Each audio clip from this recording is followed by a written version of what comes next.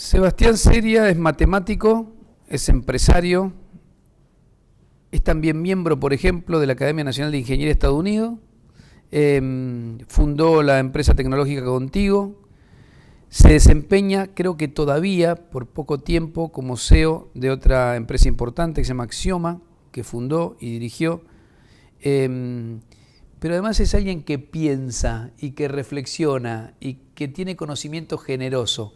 Eso decía Borges de Macedonio Fernández, que era alguien de conocimiento generoso. Así que para mí es un gusto hablar Gracias, Rey. hablar contigo. Un gusto estar acá, muchas gracias. Para aclarar, es hasta el día viernes, es mi último día de trabajo. Y es al revés. Yo fundé Axioma y ahora soy el CEO de Contigo. Y al revés, perdón. Y el Contigo termina este viernes. O sea, ¿dejás la actividad empresaria o no? Dejo la actividad corporativa Okay. y dejo la idea de ser CEO de una empresa de tecnología. ¿Alguna razón en particular? Bueno, creo que hay etapas en la vida y siempre a mí me gustó tratar de mover el amperímetro. Creo que con Axioma y después Contigo logré mover el amperímetro en el área de finanzas y la utilización de modelos matemáticos. Y ahora lo que me mueve es algo distinto, que es mover el amperímetro en Argentina. Entonces, tengo esta fundación que se llama Fundar, que empezó en el 2020, cuando pude vender mi compañía Axioma, que ahora se llama Contigo, y a partir de ahí estoy muy dedicado a las actividades de Fundar. Lo podía hacer solo part-time porque mi función de CEO no me dejaba mucho tiempo libre y sentía que le estaba dando demasiado poco. Sentía que este era el momento para dedicarme mucho más a Fundar. Para alguien que no sabe nada de este emprendimiento, ¿qué es Fundar? ¿Cómo lo explicas? Bueno, Fundar lo puedes pensar como un think tank. Nosotros nos gusta más pensarlo como un do tank, es decir, un lugar donde se hace investigación sobre políticas públicas para el desarrollo argentino. Esa es la misión de Fundar. ¿Por qué la idea de do tank versus think tank? Bueno, por esta idea de que no solo hay que publicar cuáles son los que vos crees son las políticas públicas que tendría que hacer el país, pero tenés que tener incidencia, tenés que trabajar con los actores políticos para que esas políticas se puedan convertir en realidad. Entonces esta idea de no quedarnos solo en el paper, en el trabajo escrito, sino también trabajar con los decisores para convertirlo en una cosa concreta. Vos sos producto de la Universidad Pública en Argentina, sos muy consciente de eso porque, bueno, entre otras cosas, tu nombre empezó a sonar, por lo menos a mí, cuando vi que participabas de la creación del edificio Infinito en Ciencias Exactas. Yo no sé si lo expresaste así, pero era una forma también de devolver a la Universidad Pública. Sí, no me gusta mucho la palabra devolver, me gusta más la palabra agradecer. Bien. Devolver significa que uno tiene un contrato, en el agradecimiento tiene que salirte de acá.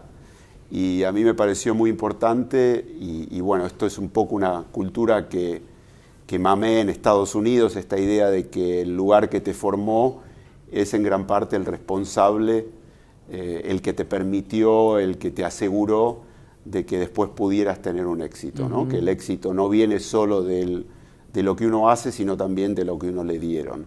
Y como a mí la formación me la dio totalmente la escuela pública en la Argentina y después la Universidad de Buenos Aires a través de la Facultad de Ciencias Exactas y Naturales, sentí un gran agradecimiento hacia esa facultad, que fue la que me formó, gratis, vale la pena decirlo. Sí, claro. Y que después de una manera u otra me dejó volar, ¿no? Me dio libertad total para elegir mi futuro, en este caso en otro lugar, en Estados Unidos, donde hice mi carrera primero académica y después mi carrera empresaria. Claro. Entonces, en algún sentido, siempre pensé que la idea de agradecerle a la Universidad de Buenos Aires a través de una donación o a través de un proyecto concreto que pudiera dejar algo físico en este sentido, que demostrara la importancia que debería tener la ciencia y la tecnología para el desarrollo del país, fue que me involucré en esta idea del edificio Cero más Infinito, que fue un proyecto al principio donado por mí, pero después donado por el arquitecto Rafael Viñoli, que fue el que hizo el proyecto arquitectónico,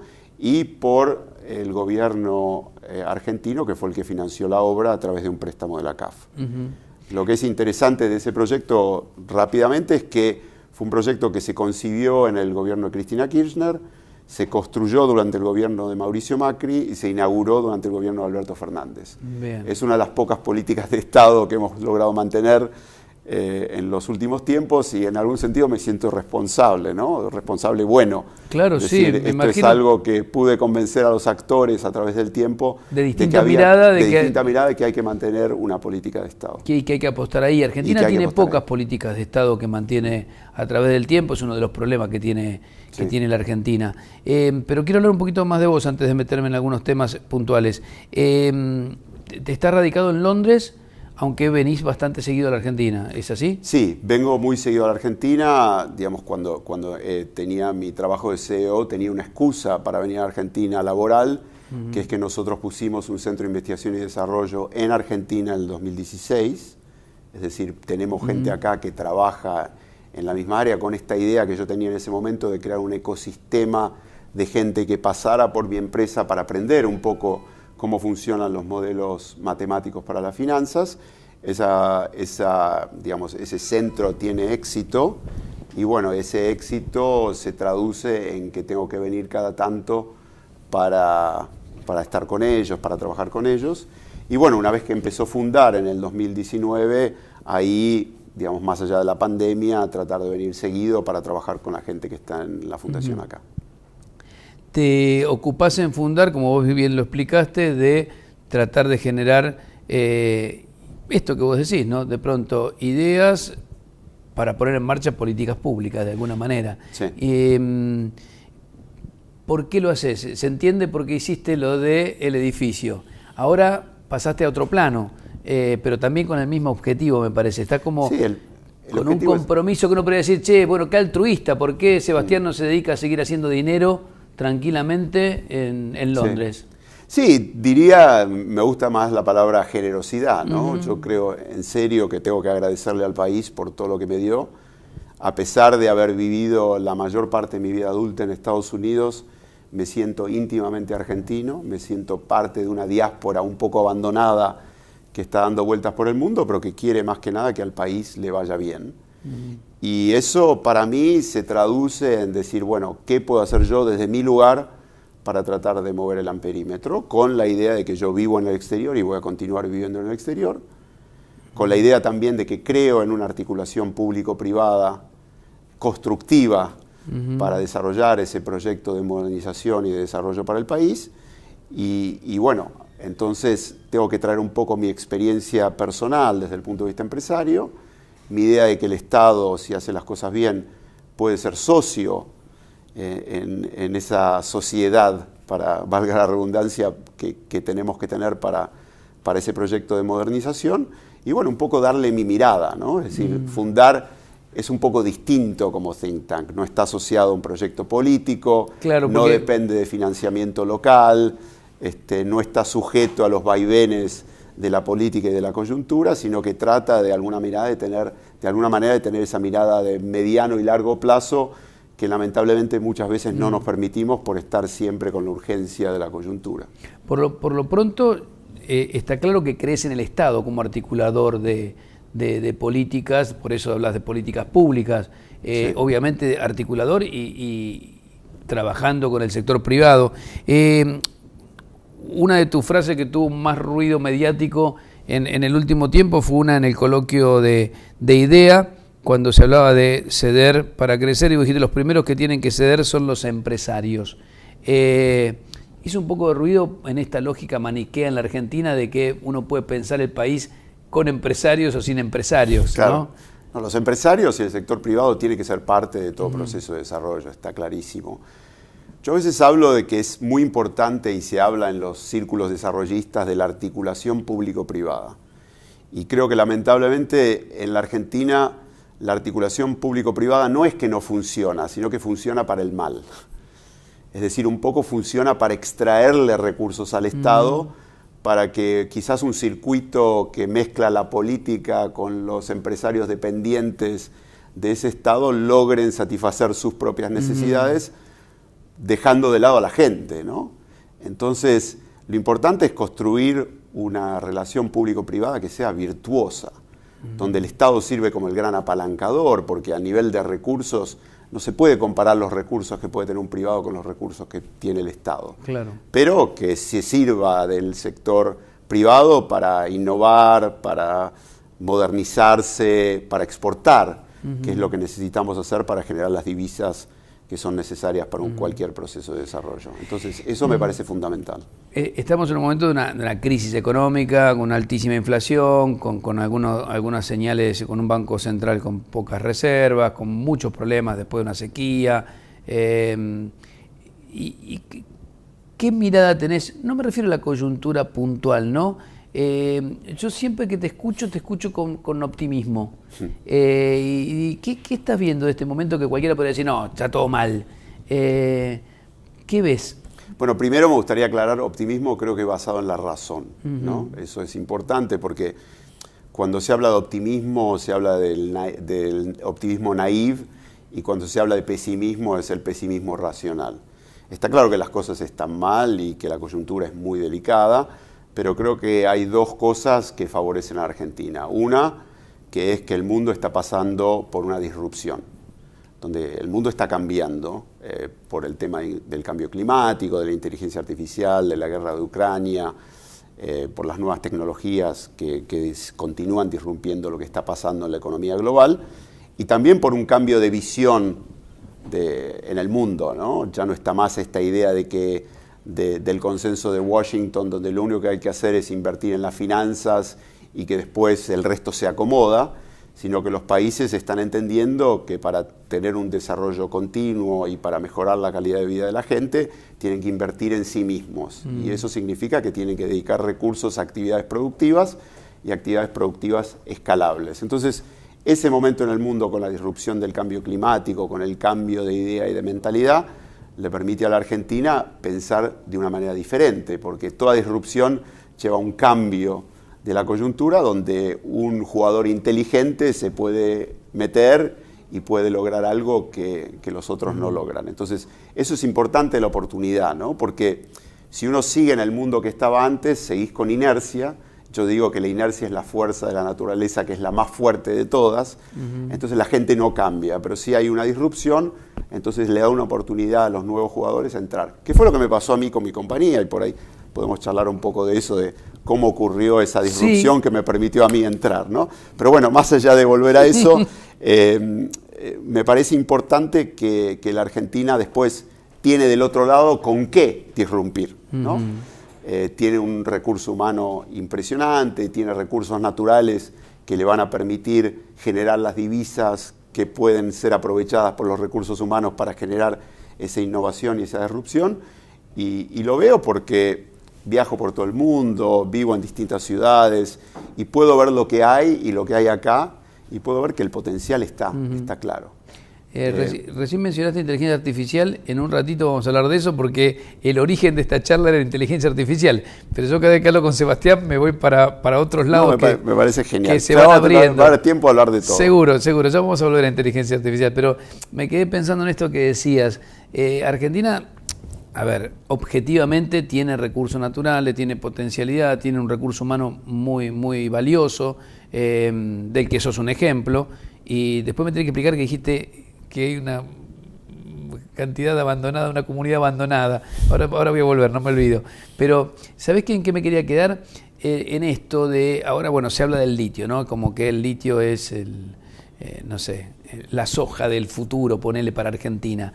Pero el riesgo justamente es el de la soja, que exportemos recursos naturales y después terminemos comprando ese mismo recurso con mano de obra de afuera y siempre perdés en esa ecuación. Sí. ¿No hay un riesgo concreto de que a Argentina le pase lo mismo con el litio, por ejemplo? Mira, creo que tocas un tema muy importante.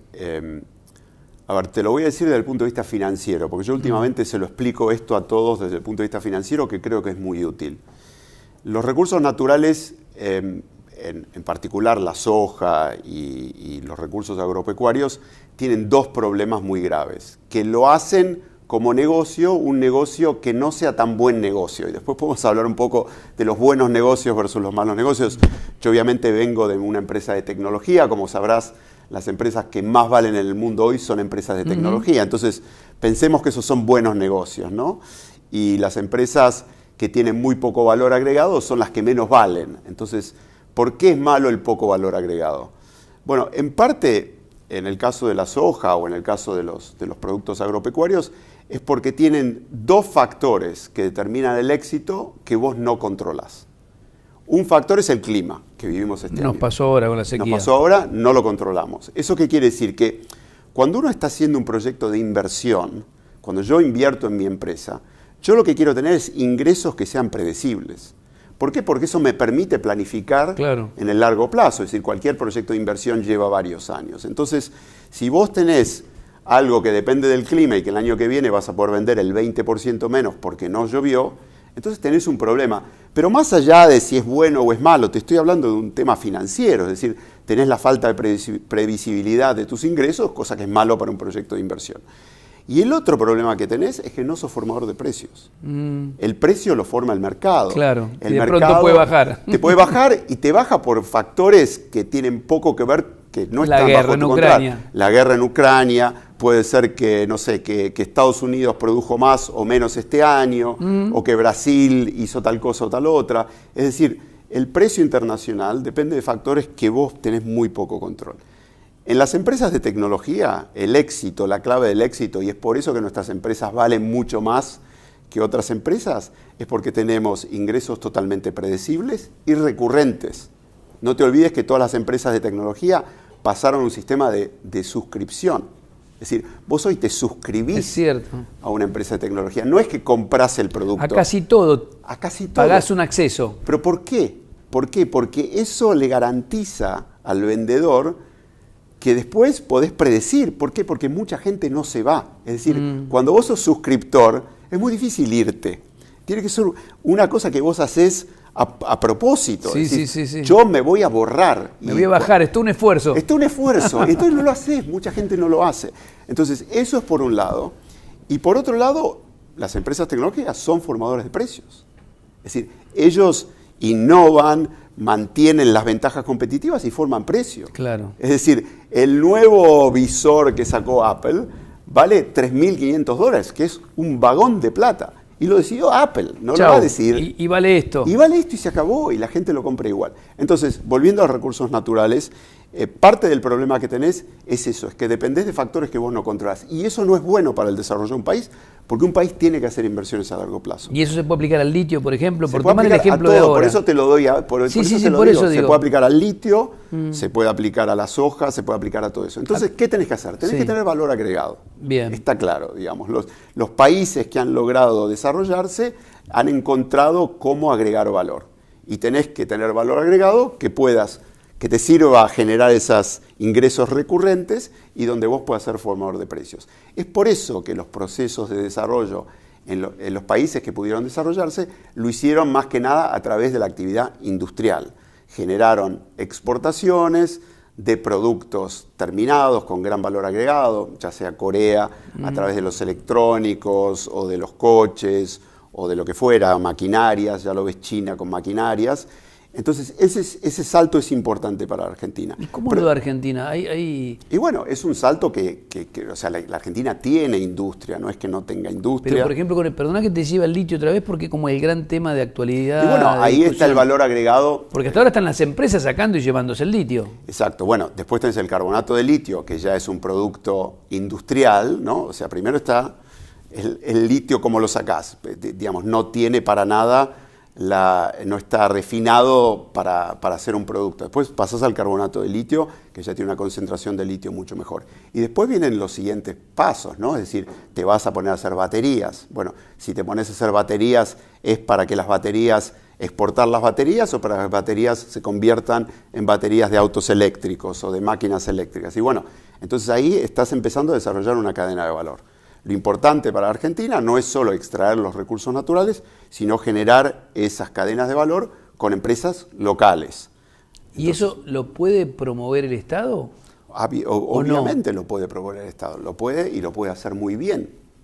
Lo que pasa es que el Estado, cuando se ha metido en tratar de generar regímenes de promoción. A veces mete la pata. A veces mete la pata y muchas veces esa pata que se mete porque entramos en este círculo vicioso que te decía de la política con los empresarios que dependen Amigos. de la política y se terminan financiando los unos a los otros. Es decir, unos apoyan el régimen de promoción porque les genera más plata, esa plata vuelve a la política vuelve a aprobar el régimen de promoción. Claro. Los regímenes de promoción no deberían durar tanto tiempo y deberían tener metas muy claras. Es decir, vos vas al que le das la promoción y le decís, bueno, estos son los objetivos. Los objetivos deberían ser de exportar, claro, obviamente de generar trabajo y tienen un tiempo finito, ¿no? Entonces no duran para siempre. Por eso ustedes en Fundar fueron tan críticos del régimen de promoción de Tierra del Fuego. Así es. Nosotros creemos que un régimen de promoción que dura el tiempo que duró el régimen de promoción, o que ha durado hasta ahora y ahora se ha renovado nuevamente. ¿Cuánto? Ahora se renovó por 15 años, ¿no? Sí. ¿Y cuánto llevaba?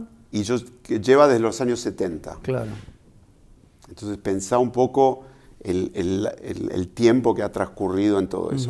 Y después que no hay agregación de valor, es decir, al principio había más agregación de valor y ahora hay mucho menos. Entonces, en el fondo, ¿qué es lo que estamos teniendo a cambio? ¿Cuánto estamos pagando por esos trabajos que generamos en Tierra del Fuego? Y la idea, obviamente, no es decir, bueno, lo voy a cortar de seco porque uno podría decir, no se dieron las condiciones desde el inicio para lograr una transición ordenada, eso tiene que ordenarse y tiene que transicionar a una cosa diferente, ¿no? Un modelo de mayor agregación de valor, tiene que haber un modelo exportador porque el país necesita divisas, es decir, no solo tiene que ser para consumo interno.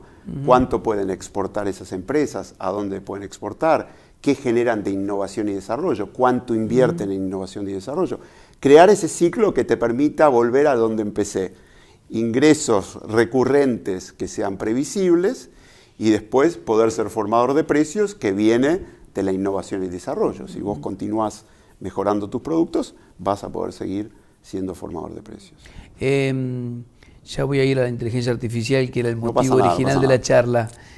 No, porque me parece que esto también es muy trascendente, porque digo, es hablar de política pública en serio, ¿no? Sin pensar ahora en la coyuntura específica. Pero tengo un consejo para eso. A ver. Y es el consejo que le doy a todos con los que hablo. Y hablas con muchos dirigentes políticos. Y hablo con muchos dirigentes políticos de todos lados. Obviamente la Fundación cree en la política porque hace políticas públicas. No quiere decir que nosotros no somos apolíticos, somos apartidarios. Lo que tratamos de hacer es darle nuestra mirada al líder político que se quiera acercar y hablar con nosotros. Me parece muy importante ahora que estamos hablando de un plan de estabilización, ¿no? Que estamos hablando de una situación macroeconómica complicada, con distorsiones graves que tenemos que tratar de arreglar, más allá del tema de la inflación, que obviamente se ve todos los días. Lo que nosotros le decimos a los líderes como consejo es que no piensen en la macroeconomía y el proyecto de desarrollo como dos cosas distintas, dispares y en silos. Que tampoco lo piensen en orden, que lo piensen de manera conjunta, claro, porque una política macroeconómica tiene que estar íntimamente ligada a una política de desarrollo. A ver si te entiendo, que el plan de estabilización posible también tiene que tener un plan de desarrollo en paralelo. En paralelo, en simultáneo, donde uno alimenta al otro, ¿no? Para que puedan seguir en el tiempo y para que se pueda seguir construyendo ese proceso virtuoso que pueda durar en el tiempo. Porque si nosotros pensamos en los planes de estabilización que ocurrieron en Argentina, y hubo varios, sí, porque varias veces tuvimos crisis, y si uno piensa en los años posteriores a los planes de estabilización, algunos duraron más y otros duraron menos, pero todos duraron algo, y durante ese algo la cosa estuvo mejor. Pero ¿qué pasó? En general se quedaron sin nafta. Claro. Y se quedaron sin nafta porque no tenían un plan de desarrollo que estaba imbrincado con el plan de estabilización. Metido con el plan de estabilización. Para garantizar que cuando vos empezás, o sea, la economía empieza, porque al principio la economía empieza a mejorar, pero bueno, los salarios están deprimidos, después los salarios empiezan a mejorar, pero después te empiezan a faltar dólares. Bueno, ¿cómo haces para seguir generando dólares? Otra vez volvemos a lo mismo, tenés que buscar nuevas maneras de venderle cosas al mundo. Para mí, importantísima la inserción de la Argentina en el mundo, que implica que tenemos que conocer cómo funciona el mundo. Yo digo que el problema que tenemos en Argentina muchas veces es que somos o de cabotaje, es decir, nos miramos el ombligo, o somos turistas. Creemos que conocemos el mundo porque vamos a Miami. Y eso no pasa por ahí. Entonces, es importante saber qué es lo que uno le va a vender al mundo. Nosotros lo llamamos en Fundar la pregunta japonesa. A ver, desarrollalo. La pregunta japonesa, me van a matar en Fundar porque les estoy, ¿viste? No importa. Les estoy sacando todas las cosas que vamos a hacer después. No, aparentemente la historia es contada por Heyman, que es uno de los macroeconomistas más prestigiosos de la Argentina, que participó directamente en el diseño del Plan Austral, es un académico, pero alguien que sabe mucho de macroeconomía, es que cuando estaban en el auge del Plan Austral, cuando la cosa había realmente funcionado, habían estabilizado la economía, tenían crecimiento. Por lo menos al principio parecía que todo cerraba. Por lo menos al principio parecía que todo cerraba. Vino una delegación de japoneses, y a la delegación de japoneses le hicieron toda esta exposición de que somos unos genios, mirá lo que hicimos del Plan Austral, qué bien que funciona, todo el mundo debería aprender de nuestro talento, y parece que al final de la reunión, por ahí lo voy a exagerar un poco como efecto, un japonés de atrás levanta la mano y dice, esto me parece muy bien, pero ¿qué le van a vender al mundo ustedes? O sea, entonces, si no le venden algo al mundo, no cierra esto. Si no le venden algo al mundo, no cierra. ¿Por qué? Por esto que te decía antes, ¿no? Que te quedas sin nafta. Y lo que le podés vender al mundo, volviendo un poco al principio, no es algo donde vos no tengas control, que dependas del clima o que dependas de los precios internacionales. ¿Volvemos otra vez? Entonces vuelve todo a lo mismo. Sí. Pero eso no quiere decir que vos tenés que decir, bueno, cerremos Vaca Muerta, claro, olvidémonos del agro. Lo que te diría el coreano Chang, que estuvo de visita. Que lo trajiste, te iba a preguntar sobre eso. Lo traje Hayun Chang. Hace un mes, Hayun, te diría que cuando Corea tuvo que hacer su proceso de desarrollo, lo hizo sobre las espaldas de los trabajadores. Él dice que los que sufrieron, sangre, sudor y lágrimas, vino de los trabajadores. Y él dice que la Argentina tiene una gran ventaja, que es que tiene los recursos naturales. Entonces los recursos naturales te pueden servir de fuente. Viste que cuando el otro día traté de prender un fuego haciendo un asado y no te sale al principio, y yo le digo, pero yo no entiendo cómo hacen esto. En Inglaterra compro esas pastillitas, ¿viste? Claro, claro. Que las pones ahí, y que se prenden perfecto. Bueno, en algún sentido los recursos naturales son nuestra pastillita, ¿no? Como para prender el fuego. Lo hacen mucho más fácil, no tenés que andar, ¿viste?, poniendo diarios, cosas que se apagan o por ahí que generan ceniza, sino que pones algo, en este caso los dólares generados por los recursos naturales, y eso te permite dar ese salto para la industrialización del país, para generar cosas que puedas vender en el futuro, que te generen los dólares, que te permita continuar ese proceso de desarrollo. ¿Por qué? ¿Por qué los dólares? Porque cuando uno se está desarrollando y la economía empieza a funcionar, vos no tenés todo acá. Tenés necesidad de importar máquinas que te permiten desarrollar la próxima generación. Es decir, no es que nosotros seamos en Argentina que estemos viciados, que nos gustan las cosas importadas. Es decir, los dólares son necesarios porque son las que te permiten que esa rueda siga funcionando, porque vos tenés que ir modernizándote. Y no te vas a poder modernizar reinventando todo acá. Vas a tener que traer cosas, después vas a tener que pensar en el valor agregado y seguís con esa rueda. Entonces, la importación, la generación de dólares es importante para poder satisfacer la demanda de importaciones que tenés en ese proceso de desarrollo continuo. ¿Ves que se puede explicar fácil, no? Sí, sí. Ahora, ¿sentís que en esta charla que tenés con la dirigencia política, sentís que algo entra, que te dan bola, o te vas decepcionado de las reuniones? A ver, a mí un poco lo que me parece es que hay muy poca visión de un norte, ¿no? Veo poco de alguien que me entusiasme y que me diga, vamos para allá, ¿no? Eso es un poco lo que me pasa. Me dan bola, nos escuchan, leen los trabajos de Fundar, pero veo un poco de esta idea de qué tipo de país queremos ser, ¿no? Más allá de las enunciaciones obvias, digamos. Sí, claro, ¿no? Más ahora en campaña vamos a escuchar mucho. Sí, las vamos a escuchar todo el tiempo. O sea, no frases que estén generadas por ChatGPT, ya vamos a hablar de inteligencia artificial. Sí, ahora. Sino cosas que realmente sean un plan comprensivo. Pensar el país a futuro, ¿no? Pensar el país al futuro, cuál es nuestra respuesta a la pregunta japonesa, cuál es nuestra inserción geopolítica, cómo trabajamos con nuestros socios, con quién nos asociamos y con quién no, cómo lidiamos como país con el cambio climático. Todo este tipo de preguntas, que para mí son preguntas básicas, escucho muy poco hablar de eso, ¿no? Yo suelo decir que creo que Alberti apuntaba a eso, ¿no? Que los políticos piensan en la próxima elección y los estadistas en la próxima generación. Sí. Hay pocos estadistas, pareciera por lo pronto. Sí, pareciera que hay pocos estadistas, pero te diría también que la gente joven ya nos entusiasma más con la próxima elección. Es decir, si vos venís de tantos años de estancamiento como tiene la Argentina, los jóvenes quieren escuchar algo distinto, claro. No quieren escuchar lo mismo de antes que lleva a la continuación del estancamiento, ¿no? Entonces, me parece que esa idea de vender esperanza no se vende con eslogans, sino se vende con una idea de mundo. Se puede vender digamos. Un tiempo, pero no indefinidamente. Pero no indefinidamente. Claro. Y se habla mucho, volvemos al tema, así vamos cerrando temitas. Sí. No, te dije el tema de la comunidad abandonada. Eso ¿no? quería que me lo sí, ampliaras. Bueno. No, a mí me gusta mucho el tema de la diáspora. ¿No? Yo creo mucho, bueno, Bocco quizás es una cosa un poco egoísta, ¿no? En el sentido de que creo que los argentinos tenemos que aprovechar a los argentinos que están en el exterior. Volviendo a esa idea que de ser... son muchos, además. Que son muchos y algunos se siguen yendo, ¿no? Más allá de si se van más o si van menos, yo creo que no importa necesariamente esa ecuación, ni tampoco importa las razones por las que se fueron, digamos, se fueron y están ahí, y tampoco hay que decirles, me parece a mí, ¿no? Esta idea de que para cambiar el país tienen que volver. Y ahí te voy a decir una cosa que me parece muy contradictoria de este sentimiento de que para cambiar el país tenés que volver. A mí es una pregunta que me hacen muchos, ¿no? Como diciendo, bueno, este está afuera, en el fondo, ¿qué le importa?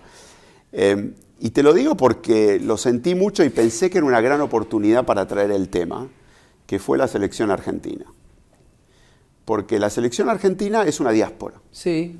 Aunque esto no se hable mucho de esto, muy poca gente le pregunta a Scaloni dónde vive o le cuestiona dónde vive, ¿no? Scaloni es un genio, sí, todos lo amamos. Sí, no, vive ahora en Mallorca. Ah, en Mallorca. Sí, vive en Mallorca. Poco nos cuestionamos de los jugadores argentinos. Sí. Los jugadores argentinos viven casi en su totalidad en el exterior. Creo que Armani es uno de los pocos que vive acá en Argentina. Y ahora están buscando a los chicos que son hijos de... Y ahora buscan a los chicos que son hijos de... Entonces, para mí, ¿qué tiene de bueno esa diáspora de los jugadores de la selección? Bueno, lo primero es que nadie les cuestiona que sean argentinos. Nadie les dice que lo que estos tipos quieren hacer es lo mejor para el país. Ellos dan la camiseta, dan el alma, o sea, lo viven, ¿no? Gritan el himno como cualquiera y son tan argentinos y se sienten tan argentinos como cualquiera. Eso me parece importante, porque eso ¿qué te dice? O sea, nadie les cuestiona su argentinismo, más allá de que en una época les hayamos cuestionado y que ya nos perdonó, gracias Lionel por habernos perdonado, pero más allá de eso nadie les cuestiona su argentinismo. Entonces, eso primero, ¿no? Es decir, los argentinos que están en el exterior no los debemos considerar menos argentinos porque viven en el exterior. Al contrario, en muchos casos tienen hasta más nostalgia de la Argentina y tienen una concepción de Argentina que es más positiva que las que tienen los que están adentro. Yo estoy afuera, tengo que hablar. ¿Y haces el paralelismo con...? Bueno, hago el paralelismo con la diáspora de científicos, de profesionales. En mi caso particular, de gente que se fue de la Argentina y que les interesan las políticas públicas. Claro. Es decir, ¿quién mantiene a todos esos unidos? Muy pocos los mantienen unidos. Entonces, me parece que es importante volver a esta idea de que la diáspora nos sirve. Y nos sirve por una cosa que también dije al principio. ¿Te acordás que dije que parte del problema es que a veces cuando pensamos en el mundo lo pensamos como turista? Sí. Bueno, los argentinos de la diáspora conocen el mundo. Claro. Saben cómo funciona. Y no son turistas. Y no son turistas, viven ahí. Está clarísimo. Y viven ahí. Está muy bien. Está muy bien. No quiero dejar de preguntarte sobre inteligencia artificial porque escribiste un artículo junto a Daniel Yankelevich que dice inteligencia artificial, el conocimiento portátil del futuro. Recomendamos la nota, pero me gustaría amplificarlo un poco porque a partir del chat GPT que masificó, por lo menos en Argentina, la gente se empezó, como en el mundo, ¿no? Sí. Todos se volvieron locos, sí. A entusiasmar con eso, a preguntarle, a tener una relación con el chat GPT.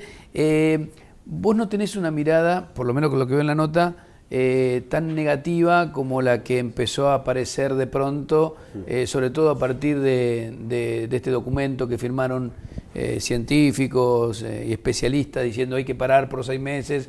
¿No tenés una visión negativa de este proceso? Todo lo Bueno, contrario. empezaste diciendo que yo soy optimista sobre Argentina, Sí. así que imagínate sobre esto, ¿no? No, O sea, claro. tengo que ser optimista. Mira, bueno, empecemos un poco por el principio, ¿no? A veces nos cuesta definir lo que es la inteligencia artificial. Entonces, empecemos un poco por ahí. Lo interesante de las computadoras es que las computadoras, hasta el día de hoy o hasta lo que estamos viendo más recientemente, son capaces de hacer muy bien cosas que a los humanos les cuesta trabajo.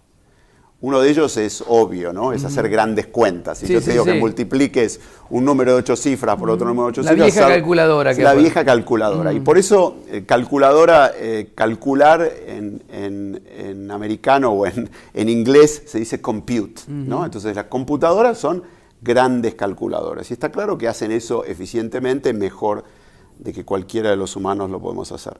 Por otro lado, si mirás del lado de los humanos, hay cosas que los humanos hacemos bien y casi de manera instintiva que a las computadoras les cuesta trabajo, ¿no? Por ejemplo, si nosotros vemos una foto o vemos una imagen, podemos discernir si hay quizás un elemento de peligro, ¿no? O si hay algo que se escapa o que no es obvio de la foto que uno ve. Eso es algo que los humanos hacemos muy bien. Una potencial definición de inteligencia artificial es cuando las computadoras empiezan a hacer ese tipo de cosas. ¿Está bien? Cuando empiezan a hacer cosas que nosotros creemos que son difíciles para las computadoras, pero fáciles para los humanos, cuando las computadoras lo empiezan a hacer, decimos, pucha, esto puede ser inteligencia artificial. Más allá de lo que signifique la inteligencia.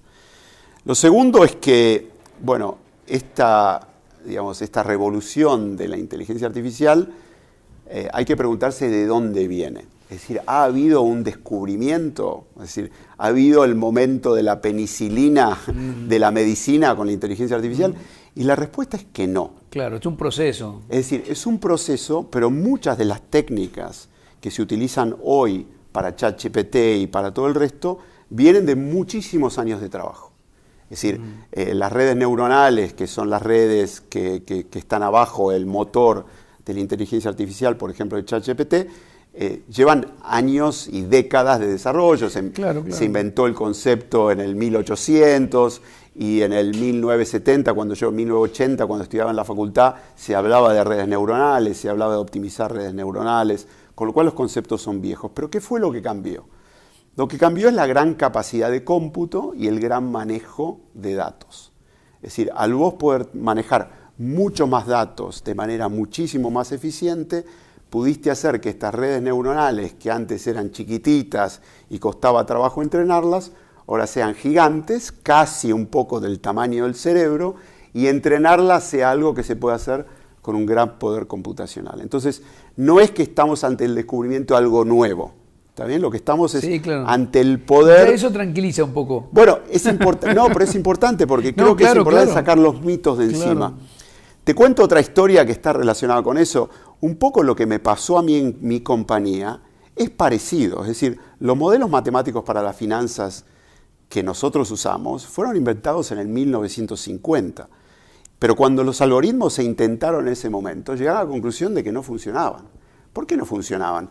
Porque, bueno, te resolvían problemitas chiquititos. Pero si vos pensás el problema de la bolsa de valores, que son problemas de miles de acciones, o pensás el problema de los bonos, que son problemas de variables que no alcanzaba. Es una cantidad de variables que no alcanzaba, ¿entendés? El poder de las computadoras de ese momento no te daba. Entonces, lo que ha habido es, al haber un enorme incremento de la capacidad de cómputo, tanto sea como la velocidad, como la posibilidad de tener procesadores paralelos, más el gran tamaño de las memorias, eso ha permitido que se redescubrieran o que se reinventaran algoritmos que vienen de hace mucho tiempo. Entonces, eso me parece importante, es decir, no ha habido algo que cambió todo, ¿no?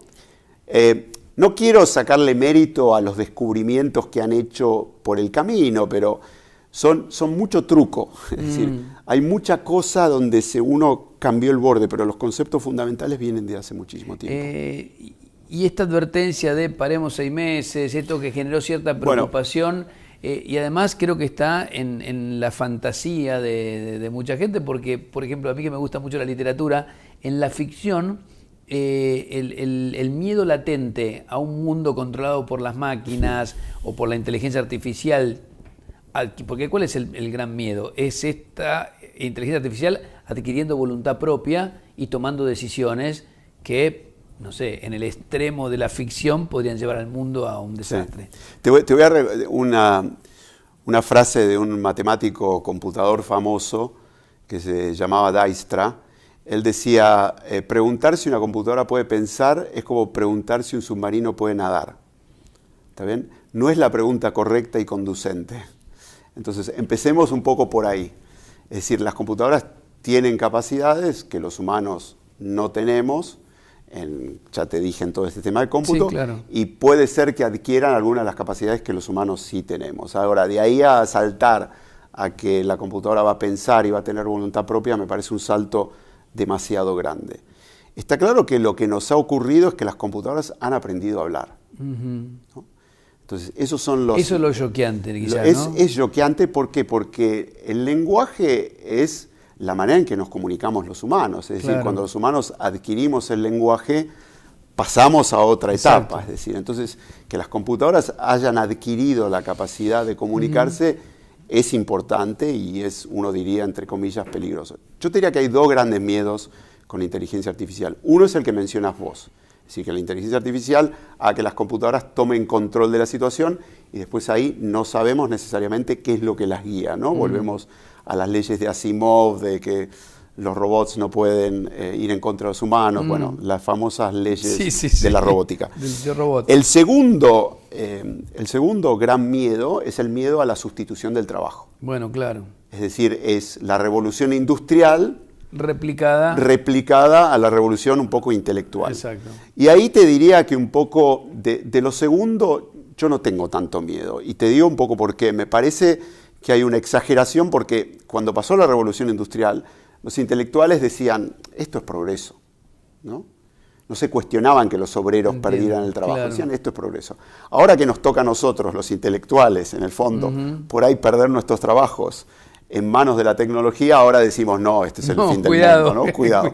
Con lo cual te diría que, bueno, vamos a dejar eso de lado. Yo creo que va a haber muchísimos nuevos trabajos y empleos que se van a generar. Se va a reacomodar de alguna manera. Con lo cual ese miedo, te diría que yo lo dejo una parte muy lejos y muy atrás de mi cerebro. Creo que, obviamente, va a haber un periodo complicado, como pasó en la Revolución Industrial, en la que los formadores de políticas públicas van a tener que tener en cuenta los fenómenos y si la gente pierde el trabajo, los van a tener que ayudar, pero creo que puede haber una reconversión por ese lado. Ese lado a mí no me asusta. Bien. Entonces ahora vamos al tema a lo otro, ¿no? Que es el gran tema. Y después nos dejamos de lado la parte pesimista y pasamos de lado a la parte optimista. Ahí... el miedo, cuando empecé a pensar en este tema, lo primero que se me ocurrió es el fenómeno de lo que se llama el canario en la mina, ¿no? Eso me dio un poco de miedo. ¿Qué es la idea del canario en la mina? Los mineros ingleses, cuando entraban a las minas, llevaban un canario que cantaba. Y la idea es que cuando el canario paraba de cantar, es que había gas, porque los canarios tienen mucha menos tolerancia a la contaminación ambiental, entonces cuando los canarios paraban de cantar, o faltaba el aire, o había un gas... Y se retiraban. Había que irse. Entonces, ¿por qué te digo esto? Porque hay gente que está muy metida en el tema de inteligencia artificial, que ha dicho desde adentro, es decir, viendo cómo funcionan los modelos y siendo testigos adentro de la mina de lo que ocurre, han dicho, paremos la mano, ¿no? Entonces, eso te da un poco de pausa más allá de lo que esté pasando, decir, bueno, si alguien que está dentro, que sabe lo que pasa, de pronto que ve algo que vos no ves desde afuera, obviamente eso hay que tenerlo en cuenta. Eso por un lado. Después por el otro, a mí me parece, por lo que ha pasado hasta ahora, que este no va a ser un problema en el futuro cercano. La gran pregunta es si la exponencialidad del progreso llega a ser tanto que vos no lo podés controlar cuando ocurra. Entonces, lo que está pasando, me parece, es que hay señales de alerta muy, pero muy tempranas, y que esas señales de alerta hay que tenerles cierto respeto. Me parece que por ahí lo que pasa es el camino de la regulación. Me parece más bien obvio, yo no soy un experto en regulación, pero me parece totalmente sensato pensar y decir, bueno, si tenemos que poner mecanismos de regulación para las drogas, para los medicamentos, para las cosas. Quizás haya que ponerlo también. Para los autos ponemos medidas de seguridad, quizás haya que ponerlos también para la inteligencia artificial. Entonces, ese me parece que es el gran debate que está ahora. No me parece un mal debate, como yo no sé el futuro, me parece prudencial tener ese tipo de precauciones, pero no creo que esto sea algo que conduzca a la debacle. Para darle una vuelta a esta charla, vamos a tener algunas más seguro que Sebastián. Lo optimista, lo que te genera, me dijiste, esta es la parte más para tenerla. ¿Y qué ves de positivo en esto? No, lo positivo es el hombre aumentado, claro, ¿no? O la mujer aumentada. Es decir, la inteligencia artificial como complemento del cerebro humano, ayudándonos a desarrollar capacidades que hoy no tenemos. Esta idea de el hombre y la máquina teniendo una sociedad y complementándose. Eso por un lado me parece súper positivo. Creo que hay ya indicios de cosas que se pueden hacer. Por ejemplo, los doctores trabajando en detectar imágenes donde hay una colaboración entre la inteligencia artificial que detecta y dice... ve cosas que no ve el médico, a lo mejor. Ve cosas que no ve el médico, te dice mira acá, y entonces el médico puede ir y mirar más derecho Sí, o hay que hacer un puente y a lo mejor el ingeniero se apoya en la inteligencia artificial para... Exacto, para desarrollar las cosas básicas, para chequear los cálculos, claro. Para un montón de cosas. Eso me parece súper útil. A mí lo que me interesa particularmente y personalmente es si la inteligencia artificial nos permite como país saltar etapas. Es decir, una de las cosas interesantes que vi en mi vida es, viajé bastante por África, y una de las cosas interesantes es ver lo que pasó en Tanzania. Yo fui por primera vez en Tanzania en el 1990. ¿Viste cuando acá en Argentina todavía, era difícil conseguir teléfono, que se hablaba, se privatizaron las telefónicas, de repente todo el mundo... de Menem con la privatización de Entel. Todo el mundo tenía esta idea del teléfono de cable, ¿no? Lo que pasó en Tanzania es que casi nunca, se diría que nunca hubo teléfono de cable. Hubo muy poco. Saltó directamente Se saltó etapa al teléfono celular. Y eso fue un salto, y en Tanzania el teléfono celular se usa, lo que usamos todos los días hoy, ¿no? Para pasar dinero, para pagar cosas. Y Tanzania pudo saltar una etapa que es la del teléfono con cable, pasar directamente al teléfono celular. Entonces, puede ser que la inteligencia artificial nos ayude a saltar etapas. En particular, volviendo ahora a la cosa más concreta, me interesa mucho el tema educacional. Claro. Es decir, se ha demostrado, hay varios estudios que dicen que si vos tenés un chico cualquiera que aprende, si vos le pones un tutor personalizado, el aprendizaje es mucho mejor, mucho más eficiente, y el chico rinde mucho más. Entonces podemos, por ejemplo, pensar en la inteligencia artificial como complemento en las clases para que los problemas educativos que estamos teniendo en Argentina, en lugar de tener que entrenar a los entrenadores o entrenar a los profesores y de pasar una etapa de 20 años quizás de mejora de la educación pública, que podemos saltar etapas y utilizar la inteligencia artificial para entrenar más rápido a los profesores o para ayudar a los profesores a que los chicos salten etapas. Podemos ayudar al entrenador, en este caso al profesor, a que sin tener que hacer un curso de capacitación pueda contar con la inteligencia artificial para algo así. Y por lo que he visto hasta ahora, en cuanto a los prototipos que están dando vueltas, parece muy pero muy factible. Es decir, cómo ayudas a un chico con un tutor particular de inteligencia artificial. Yo creo que eso nos va a ayudar a dar un gran salto educativo. Como vos sabés, en la Argentina tenemos quizás más problemas en la escuela primaria y secundaria que los que tenemos en la escuela universitaria, y si eso nos permite avanzar rápidamente en la escuela primaria y secundaria, eso nos va a permitir utilizar nuestro gran sistema universitario que tenemos, que es de primera calidad, para que a esos chicos todavía les vaya mejor y mejorar el recurso humano. Ese tipo de cosas, ese tipo de problemáticas me interesan. Se está planteando, el chat GPT va a hacer que los chicos copien las tesis, copien los exámenes, y vos no le encontrás un problema, al contrario, le encontrás una potencialidad. No, creo que hay que abrazarse de ese cambio y hay que ver cómo se puede utilizar para ayudar en estos casos, ¿no? Y creo que los tutores particulares es una cosa muy puntual, porque cada chico aprende distinto, ¿no? No nos engañemos, ¿no? Y si vos decís, le enseño al más inteligente, entonces el resto de la clase no entiende nada, si le enseño al de más abajo, el inteligente se aburre. Esta cosa obvia que vos tenés que meter 30, 40 chicos en la clase, no podés darle a todos clase uno a uno. Entonces, si se convierte la enseñanza en un en un grupo activo que trabaja conjuntamente, donde los maestros enseñan, pero también guían, y después los tutores de inteligencia artificial te complementan lo que falta, creo que vamos a tener una cosa mucho mejor. Entonces, esta idea de saltar etapas me parece importante pensar a la inteligencia artificial dentro del Estado argentino como un área transversal. Es decir, nosotros seguimos pensando ministerio por ministerio. Nosotros tenemos, por ejemplo, en la Fundación un área de datos, ¿no?